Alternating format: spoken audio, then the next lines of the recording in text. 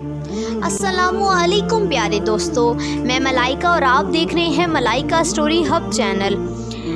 दौरे जहालत की बात है कि एक बूढ़े शख्स ने जब नबी करीम सल्लल्लाहु अलैहि वसल्लम को हज़रत फ़ातिमा ज़हरा सलामुल्लाह अलैहा के साथ मोहब्बत करते हुए देखा तो हैरत ज़दा हो गया। फिर उसकी आंखों से आंसू निकल आए। सोचने लगा कि किस तरह बेदर्दी से मैंने अपने प्यारे जिगर के टुकड़े को सिर्फ दो जहालत के रस्म व रवाज की बना पर ज़िंदा दरगोर कर दिया था।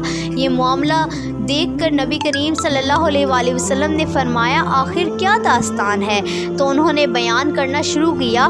मेरी बीवी हामिला थी। उन दिनों मैं एक सफ़र पर गया हुआ था। जब काफ़ी अरसे बाद पलटता हूँ तो मैं घर में एक बच्ची को खेलते हुए देखा और बीवी से पूछा कि ये बच्ची कौन है? तो बीवी ने कहा कि ये तुम्हारी बेटी है। फिर उसने किसी नामालूम खौफ के तहत इल्तिजा आमेज़ लहजे में कहा, ज़रा देखो तो सही किस कदर प्यारी बच्ची है। उसके वजूद से घर में कितनी रौनक है। ये अगर ज़िंदा रहेगी तो तुम्हारी यादगार बनकर तुम्हारे ख़ानदान और कबीले का नाम ज़िंदा रखेगी।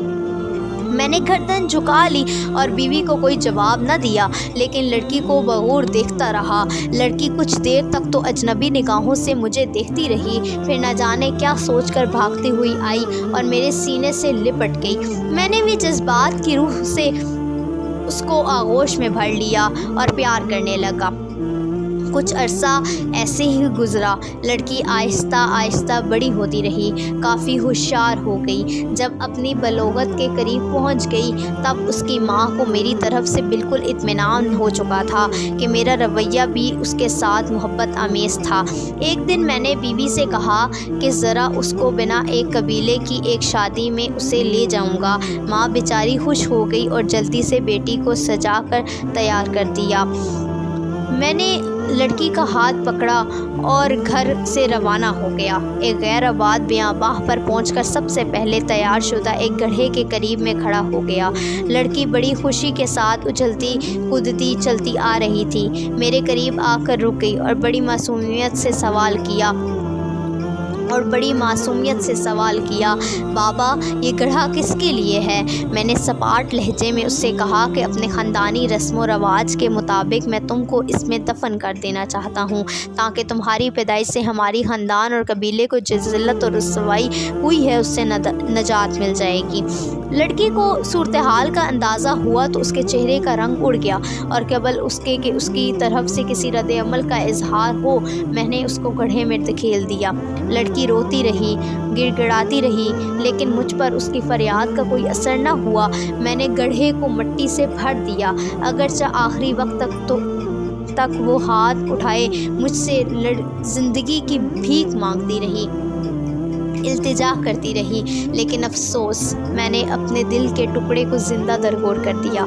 लेकिन उसके आखिरी इल्तिजा भी मेरे कानों में लोहे टपकाती रहती है कि बाबा तुमने मुझे तो दफन कर दिया, लेकिन मेरी माँ को ना बताया। कह देना कि मैं बेटी को अपने कबीले में छोड़ आया हूँ। ये सुनकर हजूर करीम सल्लल्लाहु अलैहि वसल्लम की आंखों से आंसू जारी हो गए। उस वक्त नबी करीम सल्लल्लाहु अलैहि वसल्लम की आगोश में जनाब फ़ातिमा ज़हरा सलामुल्लाह अलैहा बैठी हुई थी।